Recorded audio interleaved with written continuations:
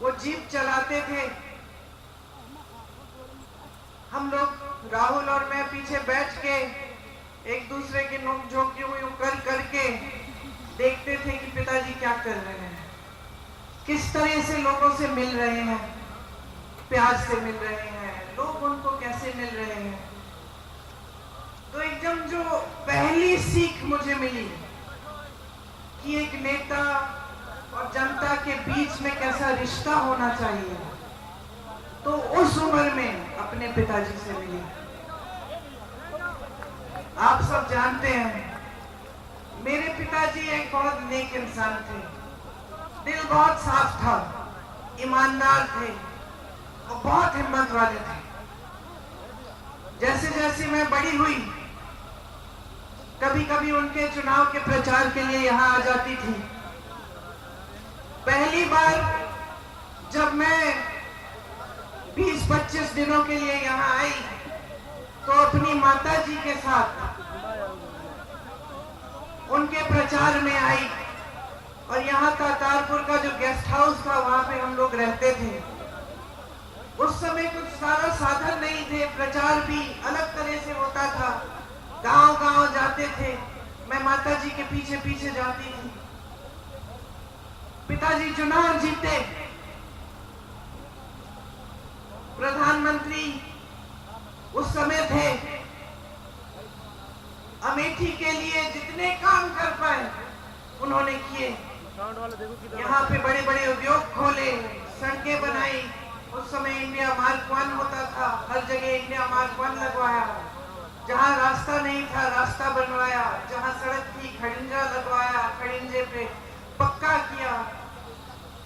बार बार आते थे, अपनी जीप में बैठ के गांव गांव जाते थे। कभी आप सबसे डांट खा लेते थे, कुछ मांग थी आपकी वो पूरी नहीं हुई थी, शायद एक सड़क या एक नलका, आप डांट भी लेते थे, प्यार से आपकी डांट सुनते थे। ये सब बातें मैंने देखी। कुछ समय बाद जब वो चुनाव, देश का जो चुनाव है वो हारे, यहां से तो जीते ही थे, तो उनके ऊपर काफी मतलब उनकी सुरक्षा की काफी ये संदेह था कि कोई कुछ करेगा उनको। उनकी माताजी की हत्या हो चुकी थी, हम सब ने बचपन में वो देखा था, वो क्षण देखा था। अब मैं 17-18 साल की थी, पिताजी के लिए प्रचार किया था। पिताजी जो बड़ा चुनाव है वो हार गए, लेकिन अमेठी से फिर भी जीते थे। सुरक्षा की बड़े सवाल थे। हफ्ते में 5 दिन व्रत रखती थी कि पिताजी सही सलामत घर आ जाए। एक बार तो मौन व्रत भी रखने लग गई। पिताजी ने कहा तुमने आज ये दिन क्यों, इतवार के दिन, उन्होंने कहा ये दिन क्यों चुना तुमने मौन होने के? कुछ घंटे मिलते हैं तुम बाकी करता रहता हूँ। पिताजी ने हारने के बाद मेरे ख्याल से 2 या 3 गुना काम किया होगा जितना उन्होंने जीतने के समय किया। जनता के बीच जाते थे, सद्भावना यात्रा की, रात के 4:30 बजे तक 3 बजे तक काम करते थे। मैं तब तक नहीं सोती थी जब तक उनकी चप्पल की आवाज मेरे कमरे के बाहर से गुजरती थी। मुझे सुनाई देता था कि पिताजी घर आ गए, तब नींद आती थी। घबराहट होती थी कि कोई कुछ कर ना दे। 2 साल बाद 1991 में एक फोन आया, किसी ने कहा कि पिताजी को कुछ हो गया है, पता करो। चुनाव प्रचार में गए थे, रात के शायद 10:30 या 11 बजे थे। मैं एकदम समझ गई कि कुछ बहुत बुरा हुआ है और अपनी माँ को बताने का क्यों आए यहाँ पे, मतलब मुझे अपनी माँ को बताना पड़ा कि जिस शख्स के लिए वो अपना देश छोड़कर हमारे देश आई थी, जिसके प्रेम के लिए त्याग किए थे, हमारी संस्कृति सीखी, नए तरीके सीखे। इंदिरा जी से हमारी भारतीय सभ्यता सीखी, वो खत्म हो गए हैं। मैं उनके कमरे में गई और जब मैंने उनको बताया तो उनकी आंखों में जो मैंने देखा, जैसा एक अंधेरा सा छा गया। और मैं आपको ये बात बता सकती हूँ कि उस दिन के बाद मैंने अपनी माँ की हंसी कभी उस तरह नहीं सुनी जैसे जब हंसती थी जब पिताजी होते थे। मैं बहुत नाराज थी, देश से नाराज थी कि मैंने देश को अपनी अमानत भेजी, अपने पिताजी दिए और देश में सुरक्षित नहीं रखे। मैं नाराज थी, दुखी थी। मैं सोचती थी कि मेरा दुख कोई समझ नहीं पाएगा, मेरे पिताजी वापस नहीं आए। टुकड़ों में खून से लथपथ एक झंडे में लपेटे हुए उनके शरीर के टुकड़े में घर लाई। मेरी टूटी हुई माँ सालों के लिए ठीक नहीं हुई। उन्होंने पहले ही इंदिरा जी की हत्या का सदमा देखा था, अब अपने पति को खो डाली। बहुत दिनों के लिए खाती नहीं थी, सिर्फ नींबू पानी पीती थी, 2-4 गिलास, मुश्किल से जबरदस्ती करके खिलाती थी। बाहर नहीं जाती थी, किसी से बातचीत नहीं करती थी। 7 सालों के लिए घर के अंदर ही रही, ज्यादा बाहर गई नहीं। उस सदमे से बाहर निकल नहीं पाई। 7 सालों बाद उनको लगा कि कांग्रेस पार्टी संकट में है। उस समय ऐसा लग रहा था कि एक और बार चुनाव आ रहा है, भाजपा उभर सकती है, कांग्रेस पार्टी टूटने वाली थी। तमाम नेता आ रहे थे उनके पास कि राजनीति में आइए, राजनीति में आइए। उनकी बेटी थी, बहुत कष्ट देखा था उनका। मैंने मना किया, मैंने कहा राजनीति में मत आओ, ये लोग तुम्हारा इस्तेमाल करेंगे, तुम्हें भी कुछ हो जाएगा, छोड़ दो, कोई जरूरत नहीं है, संभल जाएगी पार्टी, कोई संभाल लेगा, कोई नेता बन जाएगा। मां ने बात नहीं सुनी। मुझे कहा कि ये जो चित्र है तुम्हारे पिता का, जो मेरे कमरे में दीवार पे लटका है, इसको मैं नहीं देख पाऊंगी। अगर आज मैं मुंह मोड़ लूंगी, पार्टी के लिए आगे नहीं बढ़ूंगी, तो मैं इनको क्या जवाब दूंगी, मैं अपने आप को क्या जवाब दूंगी। तो आगे आई तो ये स्पष्ट था कि पहला चुनाव उन्हें अमेठी से ही लड़ना था। ये पिताजी की कर्म भूमि थी।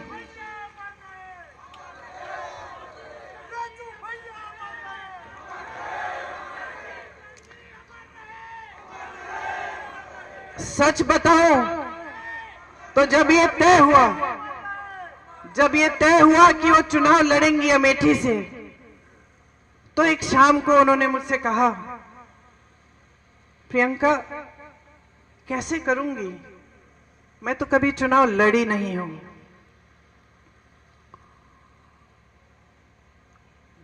पलक नहीं झपकाई मैंने कहा मां, ये चुनाव मैं आपको लड़के दूंगी, आप आओ मत अमेठी, मैं अमेठी को संभालूंगी।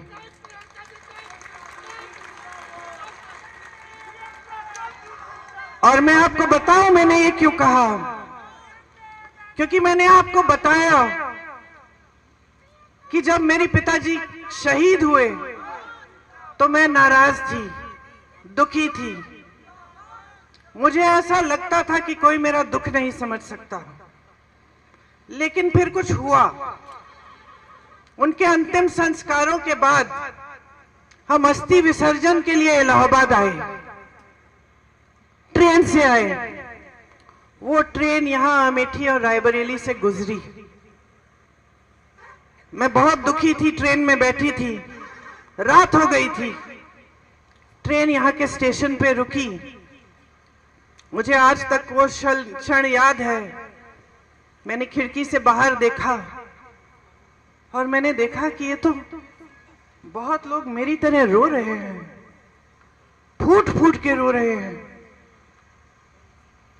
तो मुझे यह एहसास हुआ कि जो दुख मुझे महसूस हो रहा है वो तो यहाँ की जनता को भी महसूस हो रहा है। यहाँ के जो कार्यकर्ता थे, जो सारे इंतजार कर रहे थे बीच रात में कि राजीव जी को एक अंतिम बार देखेंगे, उनकी अस्थियों को देखेंगे, श्रद्धांजलि देंगे, उन सब के दिलों में वही दुख था जो मेरे दिल में था। आपने मेरे दुख के पल में आपने मेरा साथ दिया। मैं समझी कि मैं अकेली नहीं हूं इस दुनिया में, कि सिर्फ मुझे दुख नहीं हो रहा है, मेरे परिवार को दुख नहीं हो रहा है, सिर्फ मेरी मां टूटी नहीं है, मेरे भाई नहीं टूटे हैं, लेकिन अमेठी की जनता मेरे साथ रो रही है, क्योंकि उनका भी भाई, उनका बेटा चले गया। इसीलिए जब मां ने कहा कि अमेठी से चुनाव लड़ेंगी, तो बगैर हिचकिचाए मैंने कहा मैं लड़वाऊंगी, क्योंकि मैं जानती थी कि जब मैं यहाँ चुनाव लड़वाने आऊंगी तो मैं अपने परिवार के बीच आऊंगी।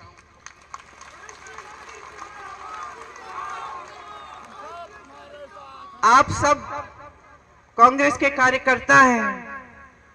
आप में से बहुत चेहरे में पहचानती हूँ। बुग्गी जी बैठे हैं उस समय, लेकिन आप कांग्रेस में नहीं थे शायद। आ गए, उसके बाद वापस आ गए। उसके बाद बहुत चेहरे में पहचान रही हूं। आपको याद है किन परिस्थितियों में हमने वो चुनाव लड़ा। मैं आई, आज मेरा बेटा 24 साल का है, उस समय मैं शायद 28 साल की थी। उसको देखती हूँ और कभी कभी यकीन नहीं आता कि उसी की लगभग उसी की उम्र में मैं पहला चुनाव लड़ने के लिए यहाँ पहुंची। उस समय कैप्टन शर्मा सांसद थे। उन्होंने मुझे कहा, ये लो प्रियंका, मैं तुम्हें एक हीरा दे रहा हूं। और उनके साथ किशोरीलाल शर्मा खड़े थे। उन्होंने मुझे ये शब्द कहे, याद रखना ये आदमी वफादार रहेगा, और याद रखना जैसे ये काम करके दिखाएगा तुम्हें बहुत कम लोग मिलेंगे।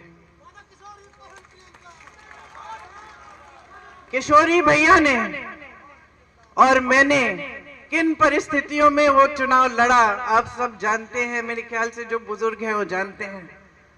केंद्र में भाजपा की सरकार थी, प्रदेश में भाजपा की सरकार थी, कल्याण सिंह जी मुख्यमंत्री थे उस समय। यहाँ कोई संगठन के नाम की चीज ही नहीं थी। बहुत साल हो गए थे पिताजी के समय से। लोग थे, कार्यकर्ता थे, जो उनसे जिनका लगाव था पिताजी के साथ, जिन्होंने काम किया था उनके साथ, लेकिन संगठन नहीं बना था।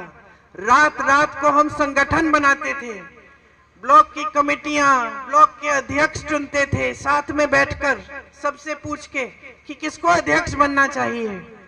और दिन में हम दौरा करते थे, पूरा दिन काम करते थे, पूरी रात काम करते थे। उस समय मशीनें नहीं थी। ये बात होती थी कि कोई बक्से चुरा लेगा, वो सब इंतजाम करना था। बड़ा चुनाव था, सम्मान की बात थी, लेकिन हम पूरी जीत जान से लड़े। और आज भी जो हमारे साथ वो लड़ाई लड़े, जो यहाँ पे मेरे साथी बैठे हुए हैं, आपको याद होगा कि भीषण परिस्थितियों में लड़े, 3 लाख वोटों से जिता के लाए सोनिया जी को। रात रात तक काम किया,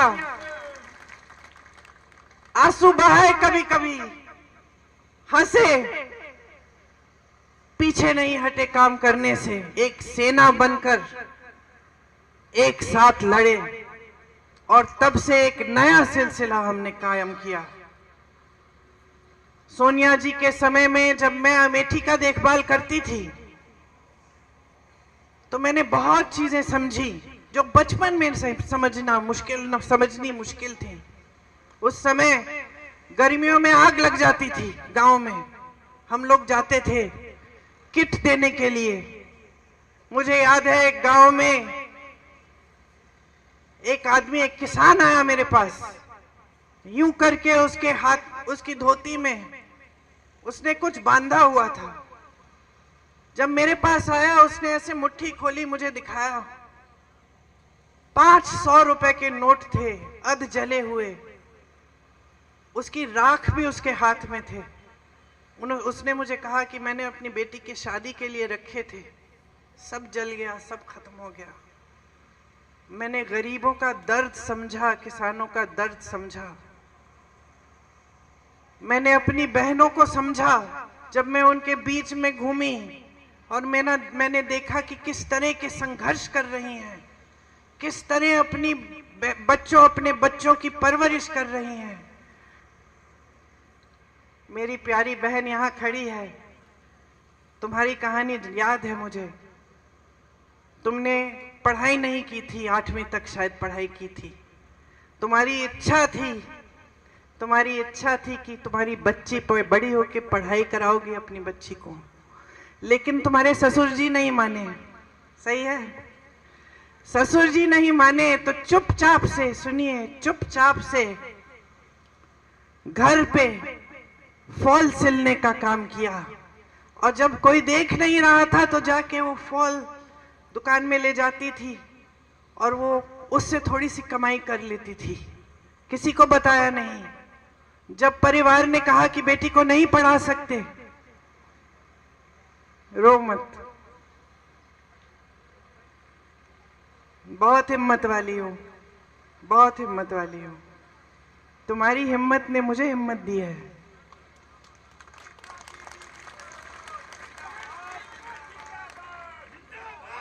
जब परिवार वालों ने बोला कि नहीं, बच्ची को पढ़ाने नहीं देंगे, तब इन्होंने कहा मैं पैसे दूंगी, पढ़ाने दो। आज बच्ची क्या कर रही है?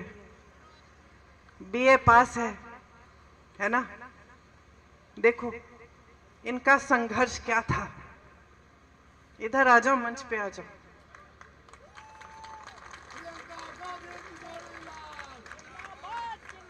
तुम्हारी जगह यहां है। मैंने सीखा कि मेरी बहनें कितना संघर्ष कर रही हैं। मैंने देखा कि कड़ी धूप में,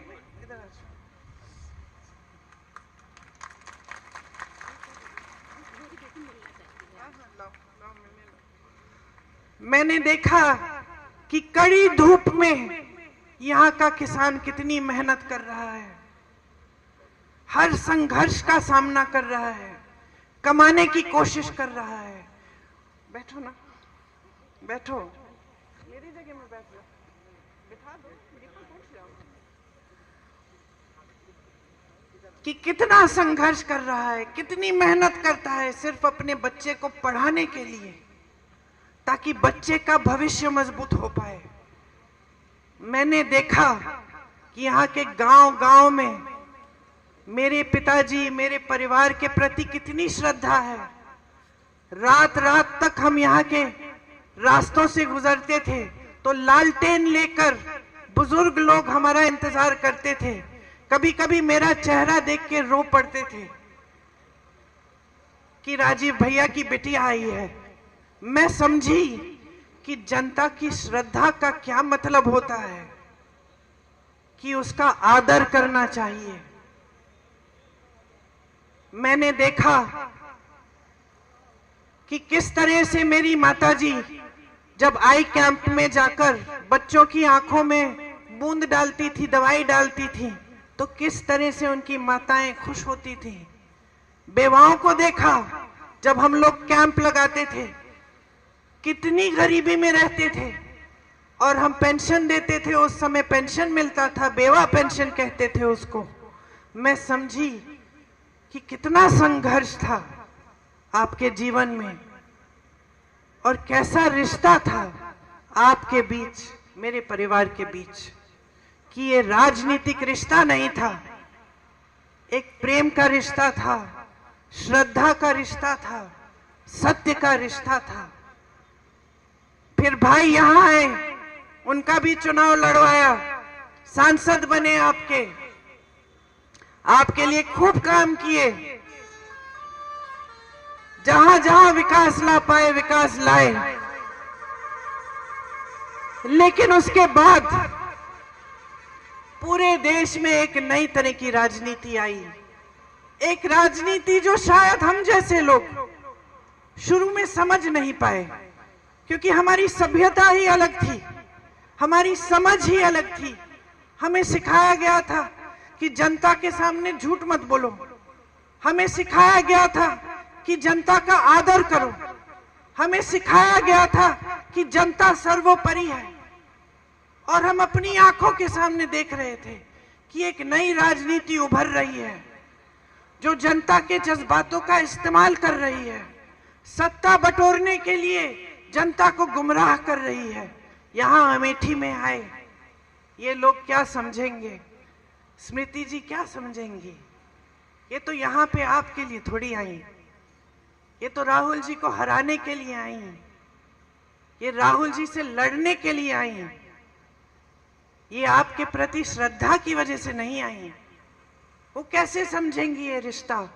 इन्होंने झूठ फैलाए कि हम आपकी जमीन हड़पने आए थे, कि जिन महिलाओं के जिस समूह में आप थी, आपको याद है जो परियोजना थी, कि वो परियोजना ही हमने इसलिए बनाई कि हम आपकी जमीन हड़पना चाह रहे थे, कि हम लूट रहे थे आपको, कि हमने कुछ नहीं किया आपके लिए, कि हमारे दिल में सिर्फ परिवारवाद की भावनाएं थी, सिर्फ सत्ता चाहते थे हम, हमारे दिल में आपके लिए कोई भावना नहीं थी। और कुछ ऐसा हुआ कि इन बातों से आप थोड़ा सा बहक गए, कुछ लोग बहके, कुछ लोग दृढ़ रहे। जो भी हुआ, राहुल जी वो चुनाव हारे, और एक पुराना रिश्ता जो आपके बीच, हमारे परिवार के बीच था, वो थोड़े समय के लिए थम गया, लेकिन टूटा नहीं, क्योंकि वो रिश्ता कभी टूट नहीं सकता है। थोड़े ही समय में कोविड आया, कोरोना आया। मुझे याद है, मैं उत्तर प्रदेश की प्रभारी थी, मैं और मेरे साथी 16-16 घंटे फोन पे रहते थे। हमने एक हेल्पलाइन खोली थी उत्तर प्रदेश के लोगों के लिए, कि कहीं संकट है, कहीं फंसे हो, लॉकडाउन हो गया था अचानक, मोदी जी की सरकार ने कोई साधन नहीं दिया था, अचानक कोई सारी ट्रेनें बंद हो गई थी, बसें बंद हो गई थी, लोग अलग अलग जगह जो यहाँ पलायन करके गए थे, यूपी से फंस गए थे। हमने हेल्पलाइन खोली, 16-16 घंटे हम उस हेल्पलाइन के नंबर देखते थे, जवाब देते थे, बात करते थे। मैंने कहा हुआ था अपने साथियों को कि अगर अमेठी रायबरेली का कोई फोन आता है तो मेरा नंबर देना, और मैं कभी नहीं भूलूंगी। एक फोन आया, मैंने उठाया, एक लड़का था, गुजरात में था। उसने कहा आपने हेल्पलाइन का नंबर जारी किया है? मैंने कहा हाँ, बताया नहीं कि कौन हो। उसने कहा यहां पे मेरे साथ 16 लोग हैं, हमारे पास सिर्फ आज रात का खाना है, कल का खाना नहीं है, कुछ नहीं है, क्या करेंगे? मैंने कहा घबराओ मत, आप राहुल भैया को जानते हो? तो उसने कहा राहुल भैया कौन? मैंने कहा राहुल गांधी। उसने हाँ जानता हूं। मैंने कहा मैं उसकी बहन हूं, फिक्र मत करो, मैं किसी को तुम्हारे पास भेजूंगी।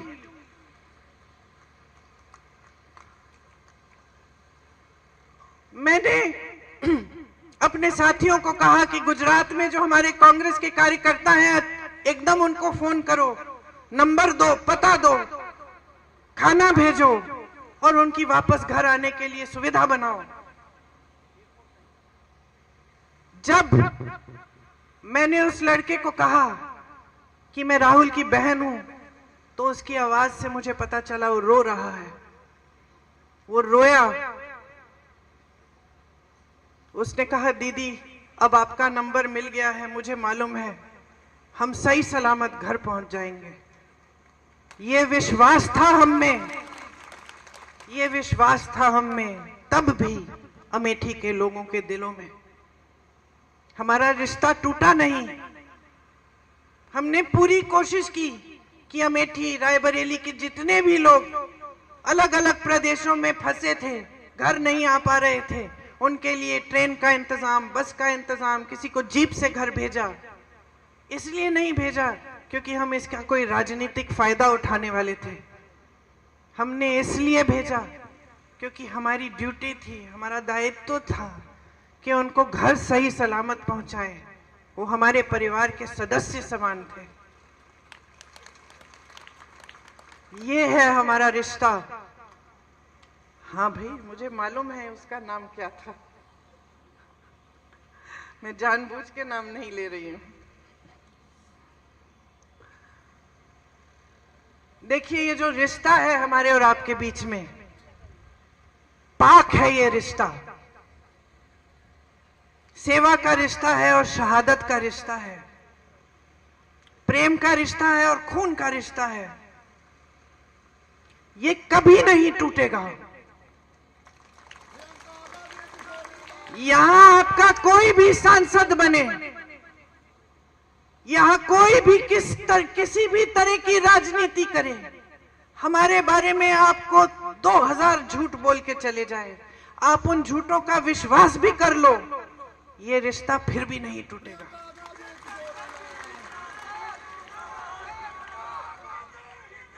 मैंने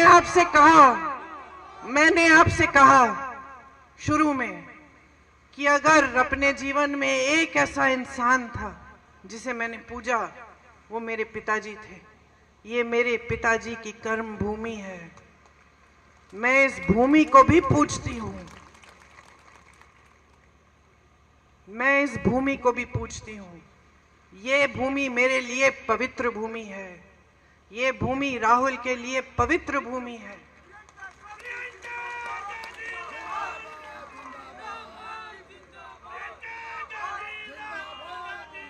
मैं आपको एक और बात बताती हूं कि मैं जानती हूं किशोरी लाल शर्मा को, मेरे ख्याल से अब कितने सालों से, उतने 40 सालों से। और मैं आपको एक बात बता सकती हूं, ये भूमि किशोरी लाल शर्मा के लिए भी पवित्र भूमि है। आज अगर हमने इन्हें आपका प्रत्याशी बनाया है तो पूरी समझ और पूरे विवेक से ये फैसला लिया है। अगर इस संसदीय क्षेत्र का गांव-गांव कोई जानता है तो ये जानते हैं, यहाँ की सड़क कोई जानता है तो ये जानते हैं, यहाँ का एक एक कार्यकर्ता जानता है तो ये जानते हैं। आज अगर मैं किशोरी जी से पूछूं कि उनका नाम क्या है, वो मुझे बता देंगे। वो ये भी बता देंगे कि इनके गांव में हमने हैंडपंप लगवाया था और इनकी बेटी को हमने पढ़ाया है, और बीच में ये हमसे नाराज भी हो गए थे क्योंकि इस गांव में जो दूसरे कार्यकर्ता हैं जिनसे इनकी लड़ाई है, उनको हमने थोड़ा आगे बढ़ा दिया था। इतिहास जानते हैं आपका। रिश्ते जब हमने बनाए तो इन्होंने भी बनाए, सेवा जब हमने की तो इन्होंने भी की, श्रद्धा जब हमने दिखाई आपके लिए तो इन्होंने भी दिखाई, जब हम आपकी समस्याओं को समझे तो इन्होंने भी आपकी समस्याओं को समझा। इसीलिए आज इनका हक बनता है कि ये आपके प्रतिनिधित्व के लिए यहां आज खड़े हों, क्योंकि उन्होंने उतना ही काम किया है आपके लिए जितना हमने किया है, और उतनी ही श्रद्धा के साथ किया है। आज पूरे देश में जो राजनीति फैली हुई है वो झूठों की राजनीति है, नाटक नौटंकी की राजनीति है। प्रधानमंत्री जैसे बड़े नेता चुनावी मंच पर आकर इतनी हिम्मत नहीं कर सकते कि आपको बता दें कि 10 सालों में उन्होंने कितने रोजगार बनाए, महंगाई को कितना कम किया और क्यों और कैसे। आपके सामने आकर इतनी हिम्मत नहीं है कि आपको बताएं कि कितनी संस्थाएं खोली हैं, कितने बड़े बड़े उद्योग खोले हैं, क्या नया किया है इस देश के लिए 10 सालों की सत्ता को लेकर। प्रधानमंत्री आपके सामने आते हैं, एक ही रट लगा रखी है कि 70 सालों में कांग्रेस ने कुछ नहीं किया, एक परिवार के खिलाफ दिन रात बोलते रहते हैं। इंदिरा गांधी जैसी शख्सियत को जो शहीद हुई है इस देश के लिए, जिन्होंने पाकिस्तान को तोड़कर बांग्लादेश बनाया, उनको देशद्रोही कहते हैं।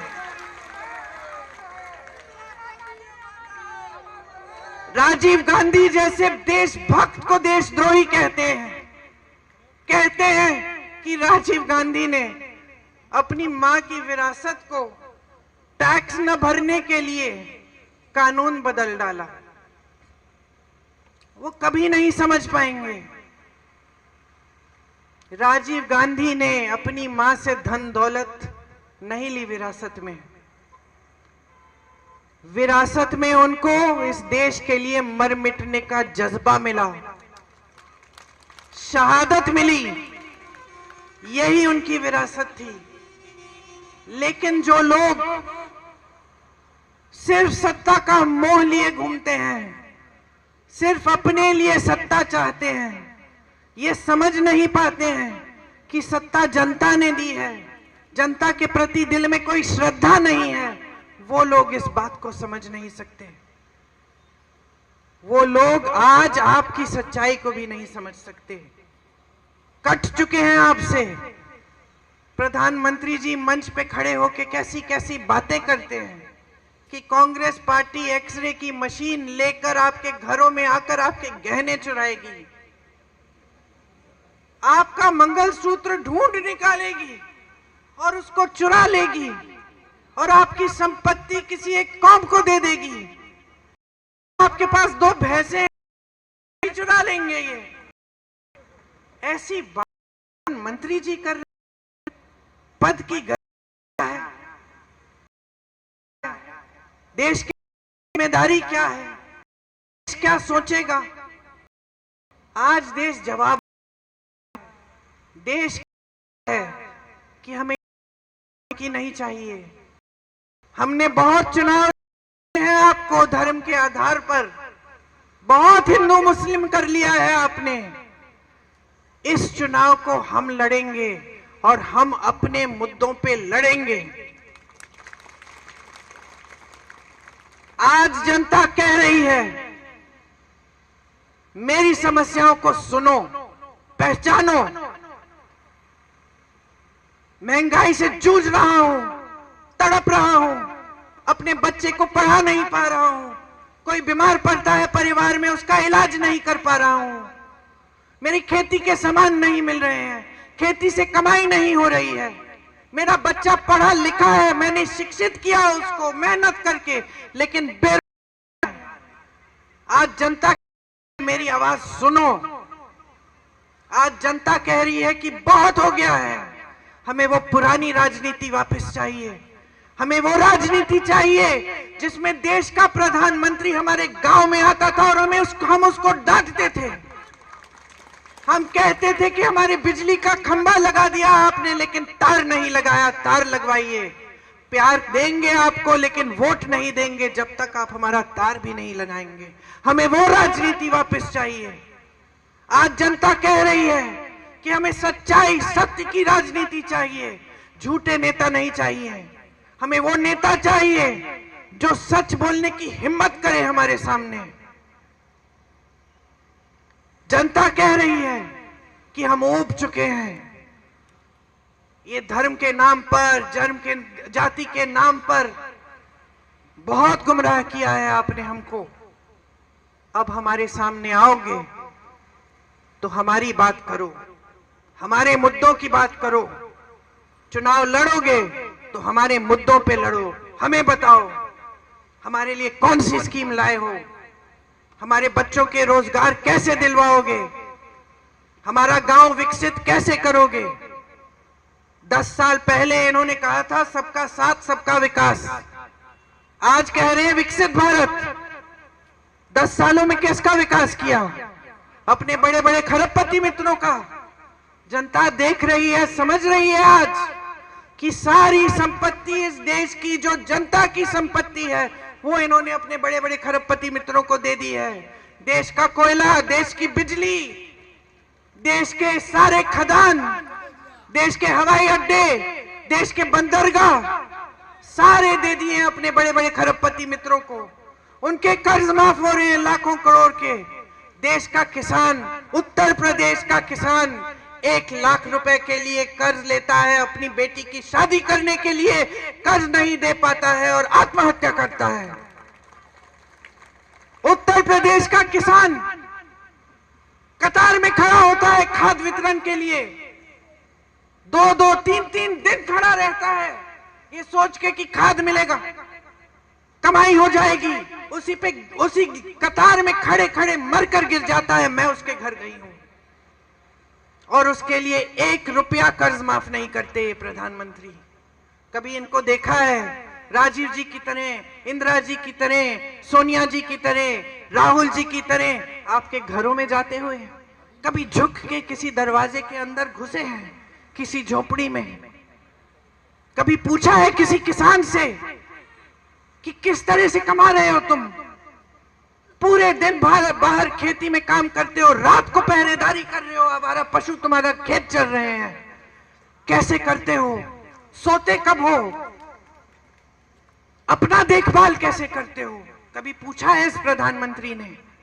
कभी नहीं।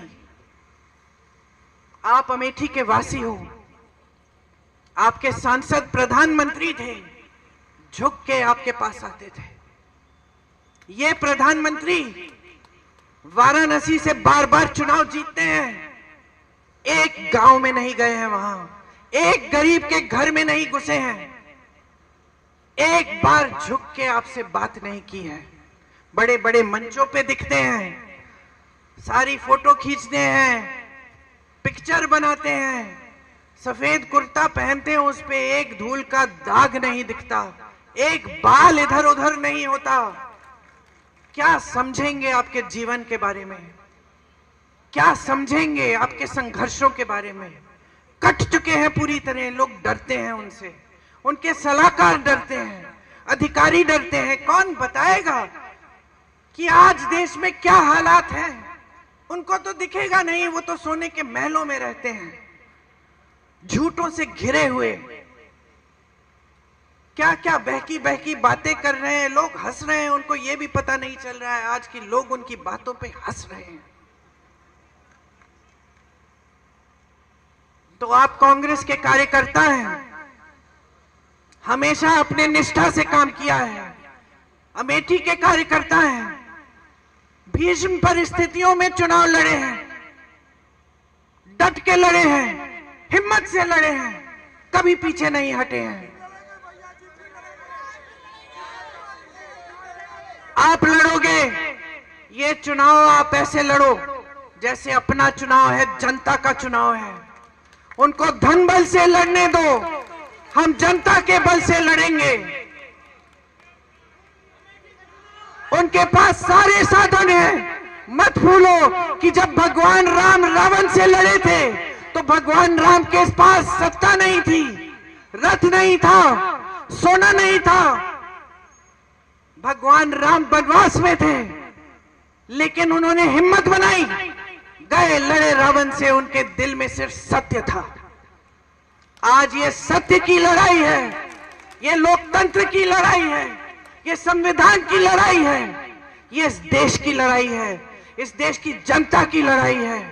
ये अपने लिए नहीं लड़ रहे हो चुनाव, ये किशोरी लाल शर्मा के लिए नहीं लड़ रहे हो, ये आप अपनी धरती के लिए लड़ रहे हो, अपने देश के लिए लड़ रहे हो, अपने लोकतंत्र के लिए लड़ रहे हो, अपने संविधान के लिए लड़ रहे हो। मन बनाओ, मन बनाओ। जिस दिन मन बनाओगे तो कोई नहीं हरा पाएगा। इस चुनाव को जीत के जाऊंगी मैं यहां से।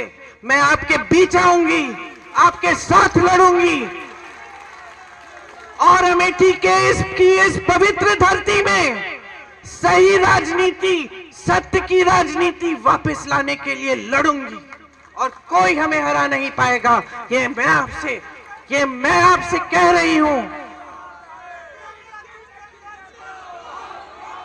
ये वचन मैं आपको देके जा रही हूं।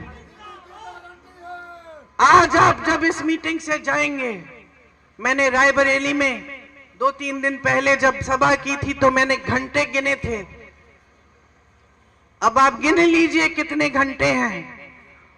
उस समय वहां पे 330 के तकरीबन थे, अब कम हो गए हैं।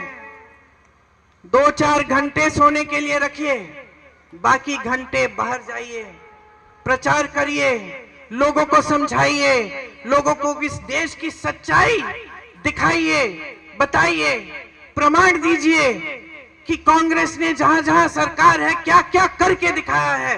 किस तरह छत्तीसगढ़ में हमने आवारा पशु की समस्या खत्म की, किस तरह कर्नाटका में महिलाएं बस की यात्रा फ्री कर रही हैं, किस तरह आज कर्नाटका में, तेलंगाना में महिलाओं के खातों में पैसे आ रहे हैं हर महीने, किस तरह हमने किसानों को मजबूत किया अपने प्रदेशों में, किस तरह हम ऐसी नीतियां लाए जिससे देश की संपत्ति वापस इस देश की जनता के हाथों में जाए।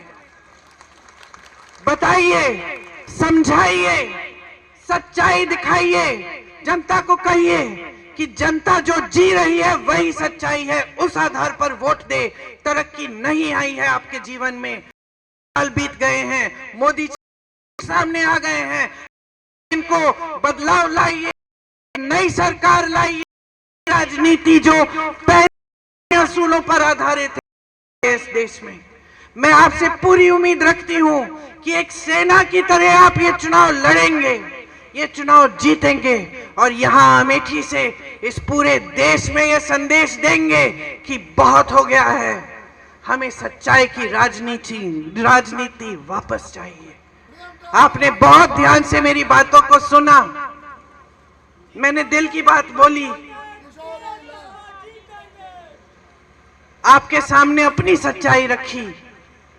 मैं आपकी आभारी हूं कि हर संकट में आपने साथ दिया, मेरे आंसू आपने पोंछे, मेरे साथ आप लड़े,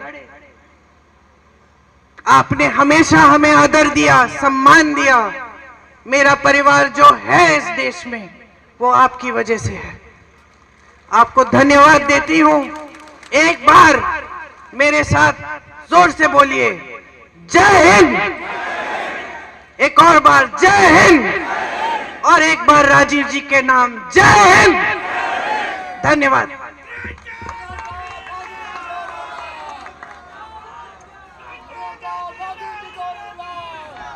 बहुत बहुत धन्यवाद। एक बार जोर से प्रियंका गांधी जी का नारा फिर से लगाएं। प्रियंका गांधी जिंदाबाद, राहुल प्रियंका जिंदाबाद। बहुत बहुत धन्यवाद साथियों, बहुत बहुत धन्यवाद आप सबका।